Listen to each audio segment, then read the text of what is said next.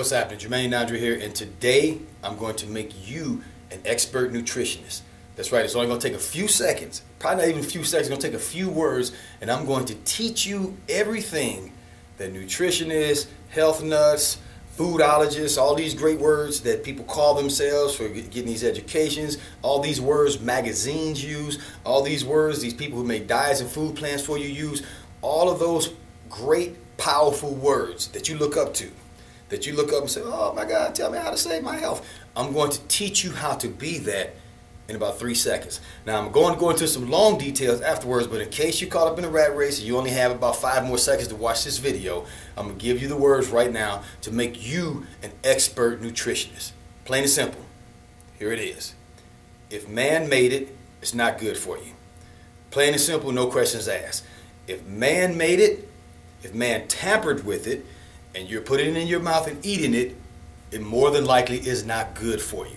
And that's the truth of what's existing with our food. So if you get vegetables, you get fruits, you choose to eat fish, you choose to eat chicken, make sure it hasn't been touched by man, no steroids, no antibiotics in your chicken and your fish. Make sure the fish come from a wild stream. Your vegetables, your fruits have not been sprayed with bug sprays, toxins, and steroids, or even putting food like that also. But anything that man creates or tampers with that you eat is bad for you. So all you have to do is not eat that. Now you're a nutritionist. So that's all you need to know. You don't really need to know all this special stuff about what berries to eat and what this to eat and how to mix that and where to get it from the rainforest and all this kind of stuff. All the things that you hear in magazines and on these TV shows to make you say, oh my God, I need to know all this stuff so I can eat healthy. Okay, I don't know all that stuff. You're looking at me, 42 years old, I can put my foot up here, I got more punching power, hitting power, I can run farther than most professional athletes. I've never been to a doctor, I don't catch colds, I don't catch flus, I haven't had a cold or flu in 20 years. So this is reality.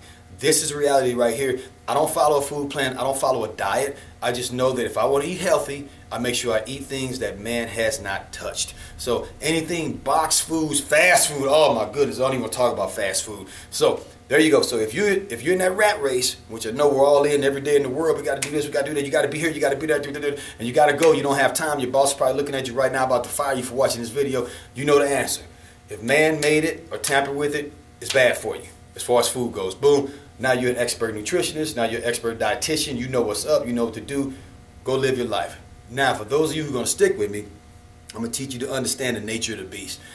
Understanding the nature of the beast helps us to see things for what it truly is, and the main thing it does is it helps us to see that the nature of the beast is mainly inside us, and we don't need to blame everyone else for our problems, for our mishaps, our misfortunes, because everybody has them. Everybody's going to have them, and if you don't have them yet, it's coming. And if things are going great for you, it's going to get bad. And if things are going bad for you, it's going to get good, depending on mostly the decisions that you choose to make, the decisions that I choose to make for my life. We have to know how to step back and take a look. So speaking about food and the corruption of food, we have to understand, number one, why food has been corrupted. Of course, we can't ever lie to ourselves and say that food isn't corrupted for profit. We know that people corrupt food, they sell a less product. It costs more to make good stuff than to make crappy stuff. So they make crappy stuff and sell it so they can make bigger money for their pockets. I'm sure we all have enough sense to know that most fast food companies, the billionaires, trillionaires, whatever they are who own those companies, their kids do not eat that crap. They probably smack the crap out of their kid for eating it. And that's the reality, that's the truth. So if we look at this and we understand the nature of the beast, then number one, okay, capitalism, money helps America to keep moving. We need money to pave our roads, to build great buildings, to do all the things that help us to live the lifestyles that we enjoy living here in this country. So money is a pushing effort. So when something comes out and people like it, people get attracted to it, of course people with money are going to look at it and say, how can we down this product where people will still buy it, but it won't cost as much to make it? That's what happens to our food. So this was what happens, and that product gets down and gets ripped apart, corrupted to a point where it's not the value that it used to be, so that profit can be made. But the driving force of this type of corruption in our food is us. All right. Now we all say, now I don't know if you've ever tried to eat healthy, and you hear this all the time. Well, eating healthy is expensive. It costs too much, you know. And I'm a person, I eat healthy, and I eat a little bit of garbage every now and then. I splurge. I have my fun. I have my candy bar, my ice cream, stuff like that. I enjoy my life, but I keep it real with myself too. But we have to understand this when we say, you know, well, it's expensive to eat healthy. The reason it's expensive to eat healthy is because we're taught to eat too much. The average servings on a plate at a restaurant, that's 3 servings for a human being. Look at your plate. Look at your plate. A trick that me and my girlfriend use whenever we want to lose weight is we share our meals. And you know what? When we both get a salad and one meal to share, we can't even finish the meal. And I'm standing in front of you at 210 pounds of muscle, you know, probably, you know, 10% body fat. And I cannot finish a full meal at a restaurant. The servings that they give is too much. So when you try to go to clean eating and eating correct, you're still trying to buy all this food. Of course, it's more expensive because it costs more to grow it. It doesn't have pesticides and all the things that allows you know, these farmers and allows these people who grow your food and who raise these animals to produce in high volumes, you know, for a cheap rate. So it's going to cost. So remember that it doesn't cost more to eat healthy. It's just that you have to learn to eat less. And as you practice this, if you take your time, you say, okay, I'm going to slowly start, you know, cutting back what I eat. And when you get your food, you know, start sharing with your mate, you know, or order just a big salad, something like that, and give yourself time. Eat slow, because it takes the brain or the stomach 10 minutes to tell the brain that it's full.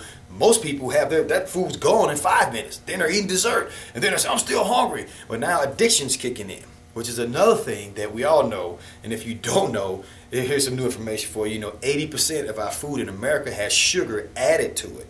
That's why we're hungry all the time and we think we want to eat. It's not because we're hungry. We're not hungry. We think we want to eat because we're addicted to the sugar. It's like a smoker. A smoker's not stressed out and needs a cigarette. A smoker just wants that cigarette. So they tell themselves they're stressed out so they can have that cigarette feed that addiction. But we're the same way with the sugar in our food, which it was proven in a laboratory, you know, that sugar is 5 times more addictive than heroin.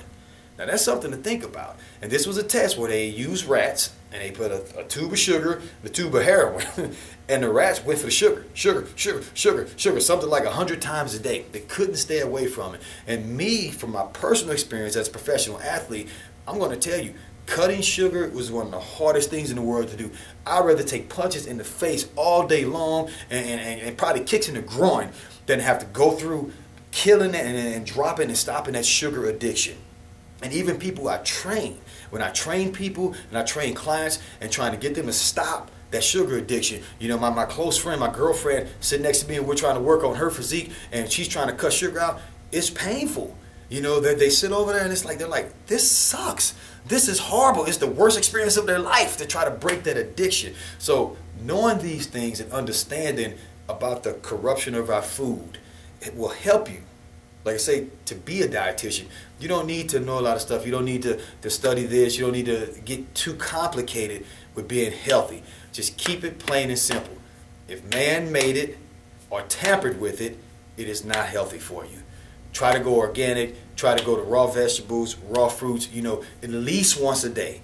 If you're not a person who likes it, at least when you start your meals, here's a good idea. When you get ready to eat, if you're cooking some fried chicken and some cheeseburgers, lasagna, pizza, whatever it is you eat, before that meal, you break it out and hand it off to your kids and feed them this stuff that's not doing them real good. That's causing stress, depression, making them sleepy, shutting down brain activity. That's what all this type of food does. It shuts you down. Before you hand that out to them and yourself, cut up a vegetable tray. While you're cooking, everybody's got to eat. I mean, just a stalk of broccoli, you know, 3 little baby carrots, you know, just anything that they can eat that would help to get those raw vegetables in. And honestly, you know, a half a serving of raw vegetables, you know, a half a serving of raw fruits, you know, half an apple, a half a banana before meals, you're going to get more nutrition out of that half a piece of fruit and those small servings of vegetables than you're going to get out of that whole meal that you think just made you full when all it did was fill your stomach up. So there's some advice for you. You know, now you're a nutritionist. Now you got it. Now you go write a book, you know, and sell that bad boy. You know, put in there, man made it, don't tamper with it. It ain't good for you. Sell that baby for $1 million. You'll be on top, and hopefully you'll get on a TV show too.